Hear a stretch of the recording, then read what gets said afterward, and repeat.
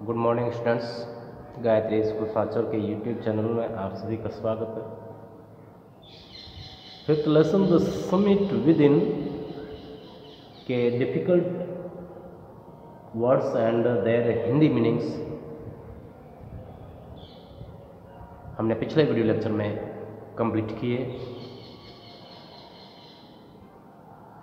तो उनकी सहायता से जो हमने कठिन शब्द इस पाठ में जो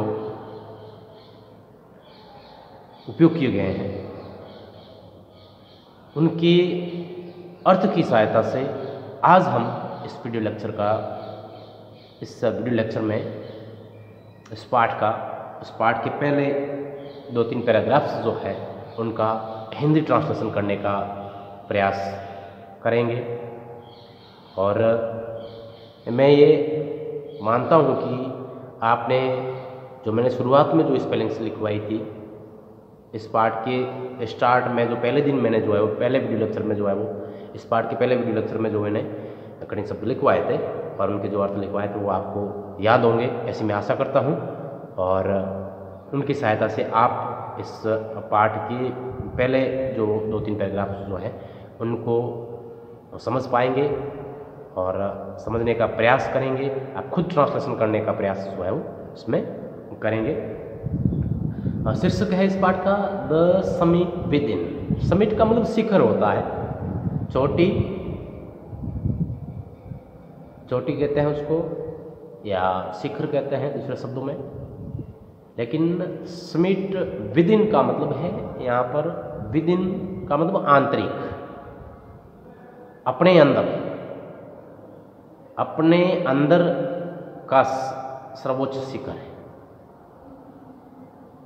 उसको समिट विद इन कहेंगे हम। तो कैसे किस प्रकार से आंतरिक शिखर इसको किस प्रकार से कहा गया, किस लिए इसको जो है वो इस पाठ को ये शीर्षक दिया गया।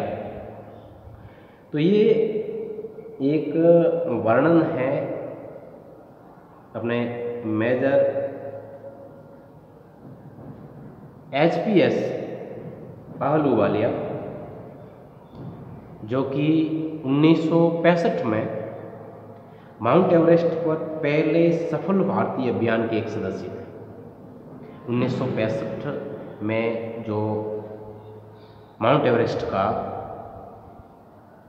जो अभियान हुआ जो कि सफल रहा था उसके एक सदस्य थे, मेजर थे वो सेना में और जिनका नाम था HPS आहलूवालिया। उन्होंने कैसा अनुभव किया जब वे विश्व की सबसे ऊंची चोटी पर खड़े थे। मतलब मेजर साहब जब चढ़ाई करके कठिन परिस्थितियों से गुजरते हुए जब वे उस शिखर पर पहुंचे, माउंट एवरेस्ट का जो शिखर है दुनिया का सबसे ऊंचा शिखर माना जाता है, पर्वत शिखर माना जाता है, उस पर उसकी चोटी पर जो है वो जब खड़े थे तो उन्होंने कैसा अनुभव किया। और इसमें हम पढ़ेंगे उनके इस यात्रा को, उनकी चढ़ाई को, कि उन्होंने उनकी उस शिखर की, उस माउंट एवरेस्ट के शिखर की चढ़ाई किस प्रकार से की और अपने आंतरिक शिखर पर भी चढ़ाई का जो है वो उन्होंने कठिन कार्य किस प्रकार से किया। उनके शब्दों में ही जो है वो हम इसको समझने का प्रयास करेंगे। तो चलिए चलते हैं पहले पैराग्राफ की ओर।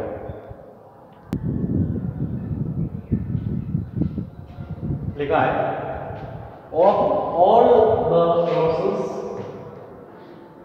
which surged through me as I stood upon the summit of Everest, looking over miles of the panorama below us, the dominant one I think was humility.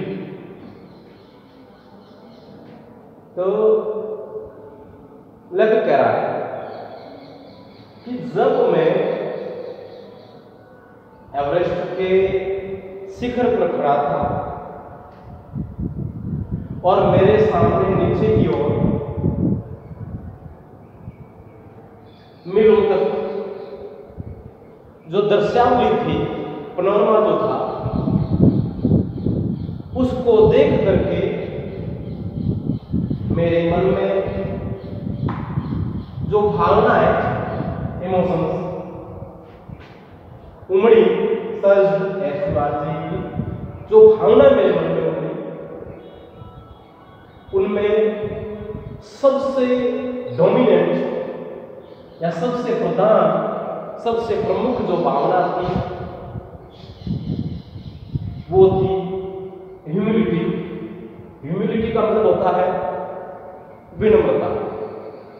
तो लेखक का कहने का मतलब ये है, जब ये एवरेस्ट के शिखर पर चढ़ गए, अपनी चढ़ाई पूरी कर ली, लास्ट में आके शिखर तक पहुंच गए, तब वहां जाकर के उन्होंने नीचे की ओर के दृश्यावली जो है, पैनोरमा जो है, उसको देखा और तब इनके मन में कुछ विचार आए, कुछ भावनाएं जो है इनके मन में उत्पन्न हुई।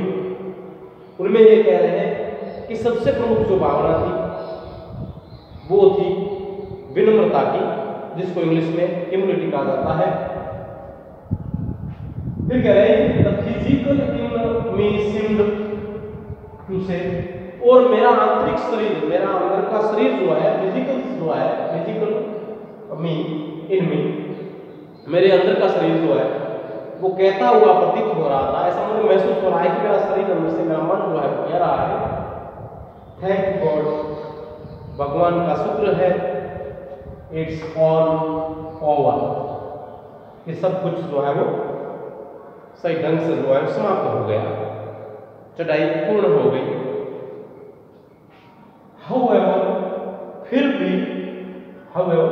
भी instead of being Jubilant, Jubilant का मतलब आनंदित होना, खुश होना, ये कह रहे हैं कि वो वहां पर चढ़ गए, उसके बाद सब कुछ जो है, भगवान का शुक्र था कि सब कुछ जो है वो सही सलामत जो है वो पूरा हो गया, लेकिन फिर भी आनंदित होने के बजाय, उसके तो बजाय या सिवाय, फिर भी आनंदित होने के बजाय या खुश होने के बजाय देयर वाज अ टिंज का मतलब निशान या चिन्ह ऑफ सैडनेस,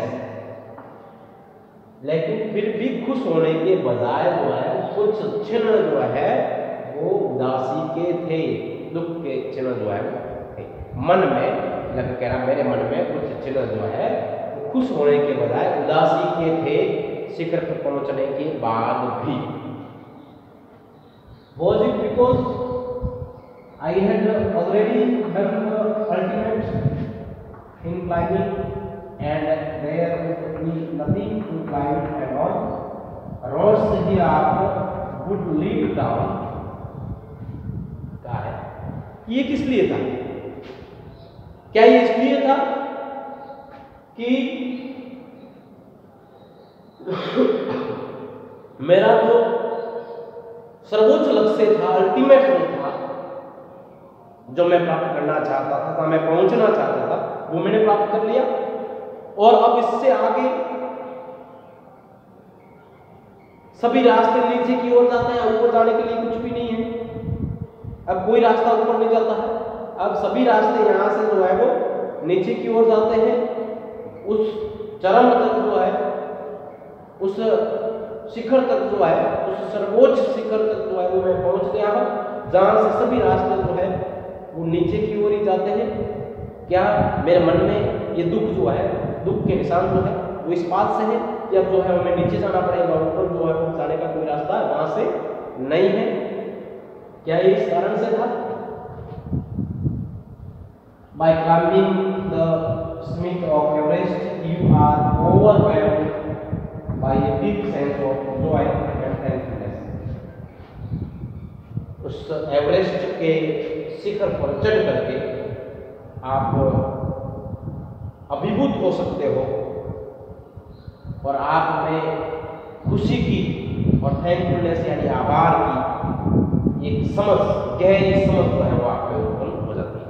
आप इतने ऊंचे शिखर तक जब पहुंच जाते हो, सुरक्षित व्यवस्था पहुंच जाते हो वहां पर, तो फिर जो है आप अभिभूत हो जाते हो और एक आनंद और आभार की एक समझ जो है वो हमारे अंदर जो है विकसित हो जाती है, हमारे में आ जाती है। It is a joy which lasts lifetime, last यानी रहती है लाइफ टाइम के स्तर पर। और ये खुशी, उस शिखर तक पहुंचने की ये खुशी हमारे जीवन में जीवन पर्यंत बनी रहती है। The experience changes you completely. और ये अनुभव, ये शिखर पर चढ़ने का अनुभव जो है ये आपको कंप्लीटली चेंज कर देता है, पूरी तरह से बदल देता है। The man who has been to the mountains is never the same again. और वह व्यक्ति जो शिखर पर पहुंच जाता है वो पहले जैसा वापिस नहीं होगा। उसकी जीवन जो है उसका पूरी तरह से बदल जाता है, वो पहले जैसा बिल्कुल नहीं होता। As I look back at life after climbing Everest, I cannot help remarking about the other summit, the summit of the mind. No less formidable and no easier to climb. और जब लेखक कह रहे हैं, और जब मैं मेरे उस जीवन की ओर, जब मैंने शिखर पर चढ़ाई कर ली, उसके बाद का जो जीवन था उस जीवन की तरफ जब मैं देखता हूं तो मैं एक अन्य शिखर जो है उसके बारे में टिप्पणी किए बगैर नहीं रह सकता। और वह शिखर है मन का शिखर, अपने मन का, अपने हृदय का जो है वो शिखर है, उसके बारे में टिप्पणी किए बगैर नहीं रह सकता, जो कि कठिन भी है, फॉर्मिडेबल है, जो उस एवरेस्ट के शिखर से कम कठिन नहीं है, उससे भी ज्यादा कठिन हो सकता है। And no easier to climb, और चढ़ाई करने में भी जो है वो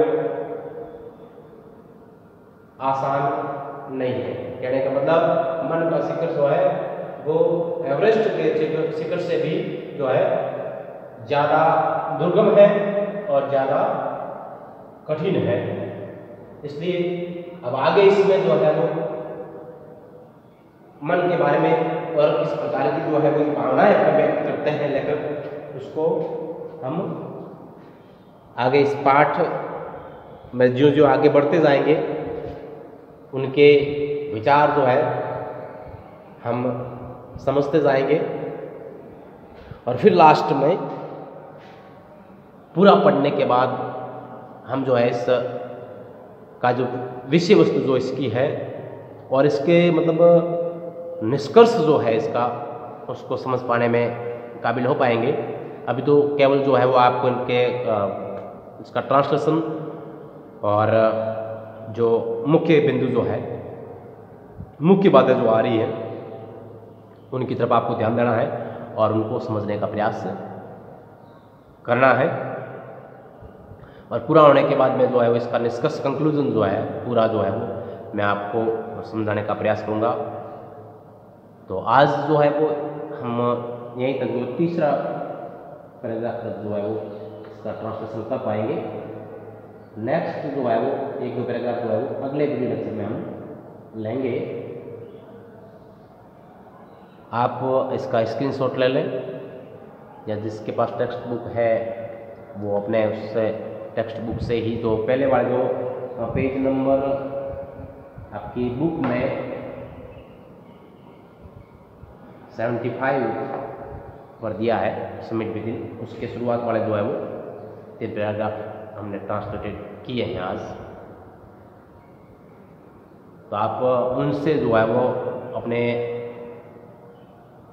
वर्ड पावर की सहायता से, अपनी स्पेलिंग्स की सहायता से, उनके अर्थों की सहायता से जो हमने जो है वो किए थे पहले वीडियो लेक्चर में, उनकी सहायता से आप खुद जो है उनका ट्रांसलेशन करने का प्रयास करें और उसके बाद वीडियो लेक्चर में सुन करके उनसे मिलान करें और समझने का प्रयास करें। मुश्किल नहीं है, प्रयास करते हैं और समझते रहें, जिससे कि जो है वो आप इस पाठ को साथ साथ में जो है मेरे साथ साथ में जो है वो अच्छी तरह से समझ पाए। और परीक्षा में जो है वो जब इनमें से अगर कोई पैसेज वगैरह आता है, कोई प्रश्न वगैरह आता है, तो आपने पढ़ा हुआ होगा, आपने प्रैक्टिस किया हुआ होगा, आपने अपनी नज़रों से उस चीज़ को जो है वो निकाला होगा, तो जो है वो आपको आसान होगा उन प्रश्नों के उत्तर देने में।